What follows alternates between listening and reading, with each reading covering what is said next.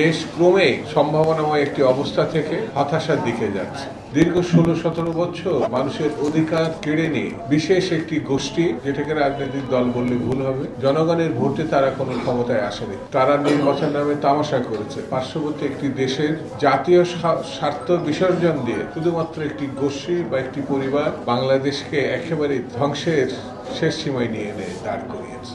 বন্ধুরা, এই পরিবর্তনের পর সকল মানুষ, দেশবাসী, এমনকি বিশ্ববাসী প্রত্যাশা করেছিল বাংলাদেশে জনগণের ক্ষমতায়ন করা হবে, তাদের হারিয়ে যাওয়া ভোটাধিকার ফিরিয়ে দেওয়া হবে। সেই ভোটাধিকার ফিরিয়ে পাওয়ার প্রেক্ষিতে তারা যাকে বা যে দলকে পছন্দ করবে তাদেরকে নির্বাচিত করবে, দেশ গণতন্ত্রের পথে ফিরে আসবে। কিন্তু দুঃখজনক হলো সত্য, বর্তমান সরকার সে পথে এখনো পর্যন্ত হাঁটে নাই বা উদ্যোগ নেয় না। দেশ ক্রমে সম্ভাবনাময় একটি অবস্থা থেকে হতাশার দিকে যাচ্ছে।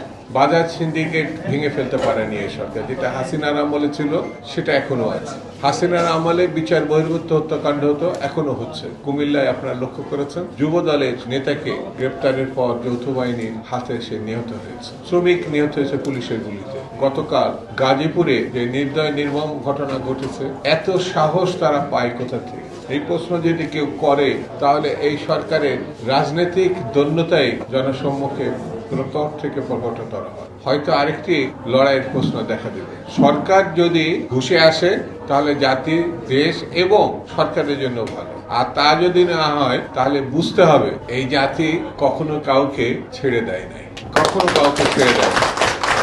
যদি দাবি কি করে আদায় করতে হয় সেটা পাকিস্তানিকে দেখে 71 সালে মুক্তিযুদ্ধের মধ্য দিয়ে তারা তাদের অধিকার এক সাগর রক্তের বিনিময়ে অর্জন করেছে, 90 গণঅভ্যুত্থানে অর্জন করেছে। সর্বশেষ 24-এ ছাত্র জনতা যে সাহস দেখিয়েছে, এই সাহসী জাতি হচ্ছে বাংলাদেশি জাতি।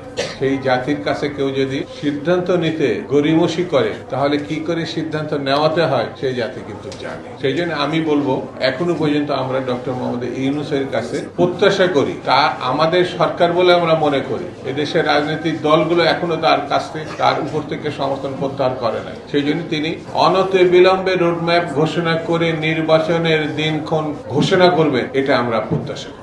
অনতিবিলম্বে, সময় বয়ে যাচ্ছে, এটিকে অবজ্ঞা করা, এই সরকারের সময়কে অবজ্ঞা করা ঠিক হবে না। সময়কে ব্যবহার করাটাই যৌক্তিক হবে। সেই জন্য বন্ধুরা, আসুন আমরা ঐক্যবদ্ধ থাকি। ঐক্যবদ্ধ জাতির সামনে কোনো চ্যালেঞ্জ না, যে কোনো চ্যালেঞ্জ সেটি গ্রহণ বাংলাদেশি মানুষ অতীতে দেখিয়েছে, বর্তমানে দেখাচ্ছে, ভবিষ্যতেও দেখাবে।